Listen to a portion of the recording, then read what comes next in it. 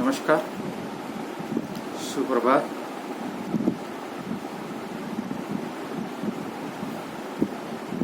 विशेष विधा यात्रा साहित्य, इस पेपर के अंतर्गत हम लोगों ने कल के व्याख्यान में साहित्य यात्रा साहित्य विधा सैद्धांतिक विवेचन, इस प्रकरण के अंतर्गत यात्रा साहित्य शब्द, परिभाषा और आज यात्रा के तत्व, इस विषय पर हम चर्चा करने वाले हैं। ये TYBA G3 जनरल पेपर 3 है। यहाँ जो कहा गया है कि यात्रा के तत्व जो हैं, यात्रा के तत्व कुल मिलाकर 7 तत्व हैं। यथार्थ यात्रा, प्रत्यक्ष अनुभव, तीसरा व्यापक जीवन, चौथा कलात्मकता, पांचवा तत्व प्राकृतिक सौंदर्य, छठवा इतिहास बोध और सातवां जो है उद्देश्य। ये यात्रा के तत्व है। तत्व यहाँ बताए गए हैं कि ये तो निश्चित है कि यात्रा वर्णन का संबंध यात्रा से है और यह यात्रा काल्पनिक तो होकर वास्तविक होती है। इसलिए यात्रा लेखन का स्वयं यात्री होना इसकी मूलभूत शर्त है। यात्री अपनी यात्रा के दौरान जो भी अनुभव प्राप्त करता है वे उसकी नितांत निजी अनुभव होते हैं। यात्रा वर्णन विधा निर्धारण को लेकर हो रहा चिंतन काफी हद तक होने के कारण इस विषय पर अधिक साहित्य नहीं मिलता है, तो भी उसके स्वरूप को लेकर निम्नलिखित तत्व जो है वो तत्वों के ऊपर हम धीरे धीरे या संक्षेप में प्रकाश डालेंगे। पहला तत्व जो है यथार्थ यात्रा। यथार्थ यात्रा का अर्थ है सत्य, जिसमें अर्थ है ऐसी यात्रा। यात्रा वर्णन यात्रागत अनुभव को लेकर चलता है, इसलिए यात्राकार का स्वयं यायावर होना अनिवार्य है। कोई व्यक्ति यदि चाहे कि वह किसी दूसरे यात्री की यात्रा के वृत्तांत और अनुभव को सुनकर उन्हें यात्रा वर्णन के रूप में लिपिबद्ध करे तो वह ऐसा कर तो सकता है, परंतु यात्रा वर्णन के रूप में उसकी रचना विश्वसनीय नहीं होगी, क्योंकि उसमें घाटा, जोड़ा, कल्पना इत्यादि आए बिना नहीं रहेंगे। यात्रा वर्णन की यात्रा तो यथार्थ होनी चाहिए, जो स्वयं लेखक द्वारा संपन्न की गई हो और इस यात्रा में वह पूरी तरह सजग रहा हो।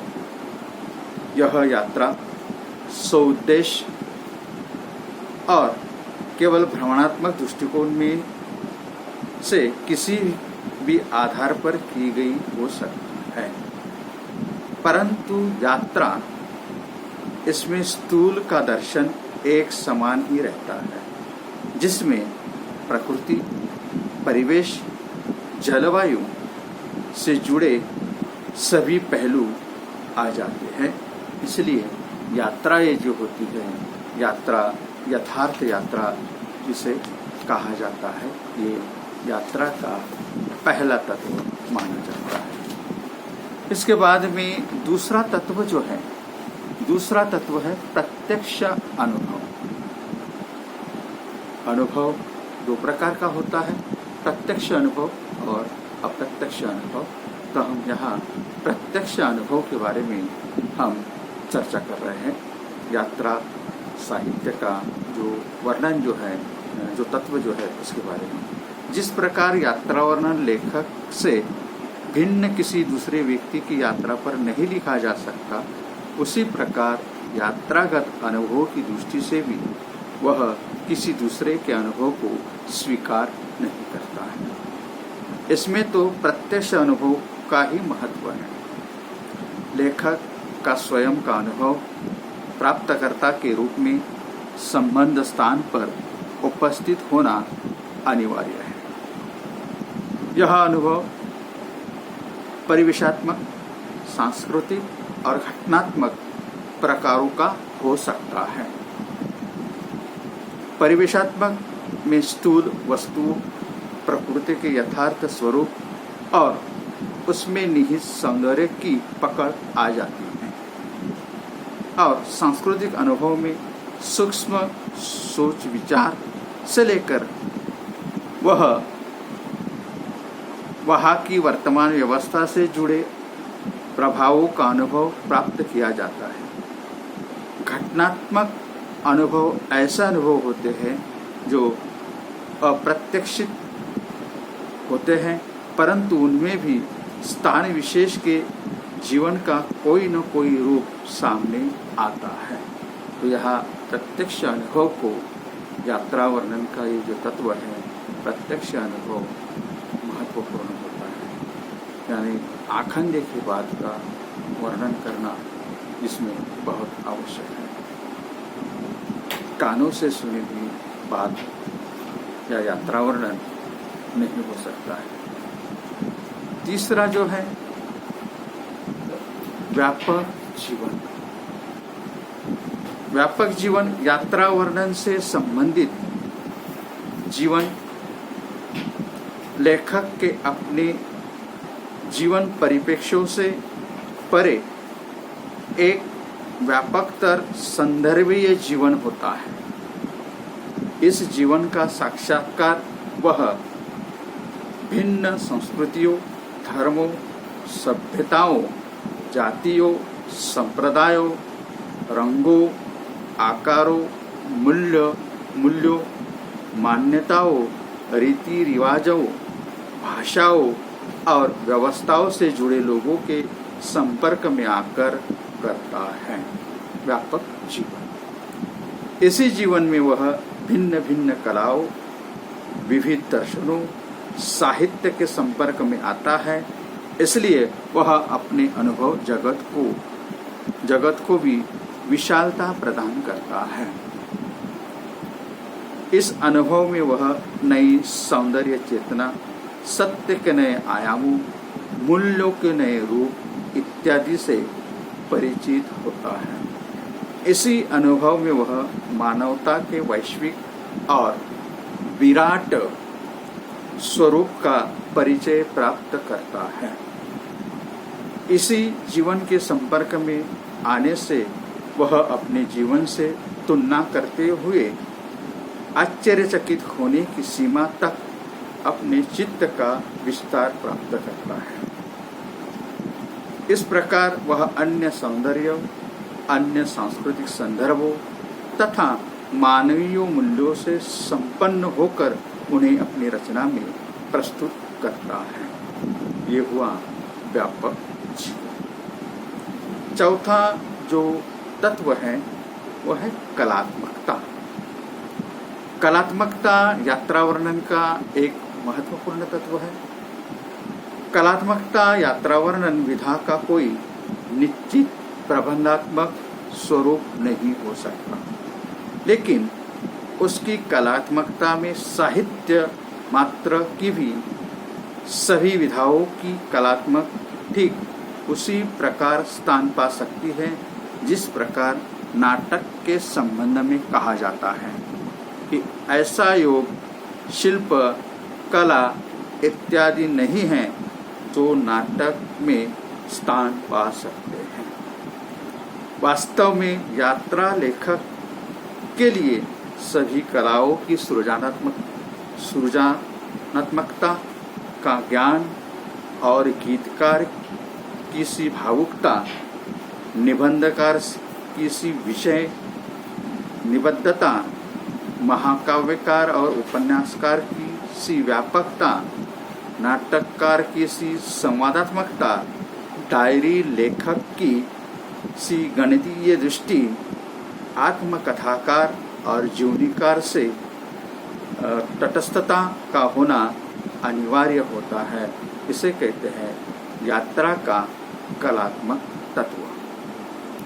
इसके बाद में आता है प्राकृतिक सौंदर्य। प्राकृतिक सौंदर्य को हम मराठी में निसर्ग सौंदर्य भी कहते हैं, लेकिन यहाँ प्राकृतिक यानी निसर्ग सौंदर्य के बारे में हम देख रहे हैं कि प्राकृतिक सौंदर्य यात्रा का अर्थ अपने स्थान से हटकर किसी दूसरे स्थान तक पहुंचना है। इस समय में प्रकृति की विविध रंग भरी मनभाव स्थितियों से लेखक का साक्षात्कार होता है। प्रकृति और ऋतु विशेष में अपने रूप का नया नया आविष्कार प्रस्तुत करती हैं। लेखन में प्रवृत्ति के इन विविधता भरे रूपों का प्रत्यक्षीकरणकारी वर्णन करने के कारण कविता का आनंद और उल्लास आ जाता है। प्रकृति के लिए माता स्वरूप है।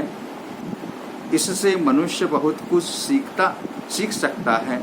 प्रकृति एक उपदेशक या गुरु, मित्र या सखा के रूप में भी मिल सकती है।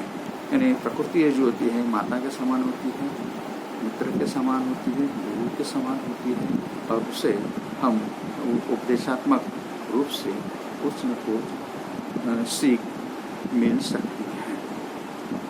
इसके बाद में छठवां तत्व जो है वो है इतिहास बोध। इतिहास बोध में ऐसा कहा जाता है कि भूगोल पर आधारित ही इतिहास की रचना होती है। इतिहास पहले भूगोल होता है और उसके बाद में फिर इतिहास रचा जाता है। मैं आप लोगों को याद दिलाना चाहता हूँ कि मराठा शाही का जो इतिहास है, छत्रपति शिवाजी महाराज का जो इतिहास है, उसमें से एक प्रसंग है कि शिवाजी महाराज प्रतापगढ़ पर शाही अफजल खान को बुलाते हैं। वहाँ का कारण ये है कि वहाँ की प्राकृतिकता और वहाँ का भूगोल ये महत्वपूर्ण है। तो यहाँ यात्रा वर्णन में भी यह भूगोल जो है, इतिहास जो है, इतिहास का महत्वपूर्ण योगदान यहाँ बताया जाता है। यात्रा इतिहास बोध के बारे में अगर हम देखें, इतिहास बोध यात्रा वर्णन करते समय इतिहास का अचूक ज्ञान भी आवश्यक होना चाहिए। जिस प्रदेश की यात्रा हो उस प्रदेश के भूगोल के साथ साथ उसका दैन्यदीप्यमान इतिहास भी होता है। इस इतिहास बोध को समझकर जब यात्रा की जाएंगी तब उसके अर्थ और फलार्थी नए नए संदर्भों में प्रकट हो सकते हैं। यानी यात्रा करते समय इतिहास का होना बहुत, इतिहास की मालूमात होना, इतिहास और भूगोल की मालूमात होना बहुत आवश्यक है। इतिहास भूगोल पर आधारित वहाँ के लोगों का जीवन, खान पान, रहन सहन आदि बातों का जिक्र भी हम इसमें कर सकते हैं। सातवां जो है कि उद्देश्य जो है यात्रा का, ये भी एक तत्व है। जैसे कोई भी कार्य बिना उद्देश्य नहीं हो सकता है, उसी तरह यात्राएं जो है, यात्रा का भी कोई न कोई उद्देश्य हो सकता है। कोई यात्रा कदापि निरर्थक या निरुद्देश्य नहीं होती है। शिक्षा अनुभव पाने के लिए यात्रा की परम आवश्यकता होती है। ज्ञान प्राप्ति के साधनों में बुजुर्गों ने यात्रा को महत्वपूर्ण साधन माना है। कभी कोई निश्चित उद्देश्य सामने रखकर यात्रा की जाती है, जैसे चार धाम की यात्रा, तीर्थ यात्रा, ये जो है इसके उदाहरण हैं। कोई यात्रा औद्योगिक होती है, औद्योगिक स्थानों की जानकारी प्राप्त करने हेतु की जाती है।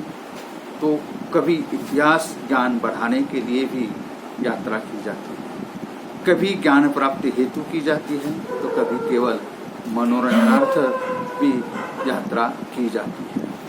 यहाँ चार धाम की यात्रा मतलब क्या है? ये धार्मिक यात्रा आती है, यह धार्मिक यात्रा आती है। इसे धार्मिक यात्रा मतलब ये कोई न कोई उद्देश्य अवश्य होता है।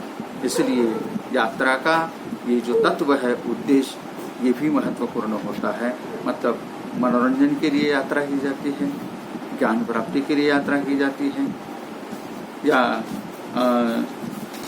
औद्योगिक स्थानों की जानकारी प्राप्त करने के हेतु भी यात्रा की जाती है। अलग अलग हेतु होते हैं यात्रा करने के। उसमें से ये भी एक है कि कोई न कोई उद्देश्य होता है। मनोरंजन के लिए भी यात्रा की जाती है, मनोरंजनार्थ यात्रा की जाती है, आदि बातों का जिक्र तो हम लोगों ने देखा कि यात्रा के तत्व और यात्रा के तत्वों का संक्षिप्त विवरण, संक्षिप्त जानकारी हम लोगों ने देखी। अब हम अगले व्याख्यान में या अगली तासिका में यात्रा के प्रकार जो है, यात्रा के प्रकार के बारे में चर्चा करेंगे। तब तक के लिए हम यहाँ इस व्याख्यान को विराम देते हैं।